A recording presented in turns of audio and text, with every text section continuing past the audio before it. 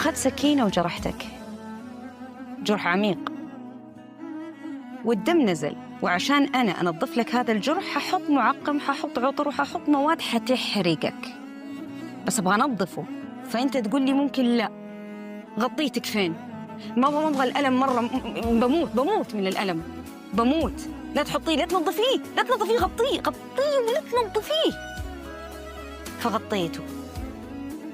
أنا هونت عليك ألم مؤقت بتنظيفه، بس ممكن يوم يومين تحصل التهابات في الجرح، حتحصل التهابات، لأني أنا اللي سويته إني أنا حميتك من ألم مؤقت، أو أنت حميت نفسك من ألم مؤقت اللي هو تنظيفه، علشان أثر عليك بإيه؟ بألم مستمر اللي هو إيش؟ الالتهابات اللي صارت فيه.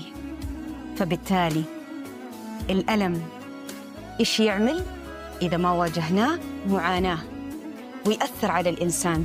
تعرف عبد الله، عدم مواجهة الألم إيش تسوي في الإنسان؟ إيش؟ الإنسان يتوقع نفسه إنه هو هرب فأموره طيبة، لكن تعمل معاه حاجات وهو مو حاسس.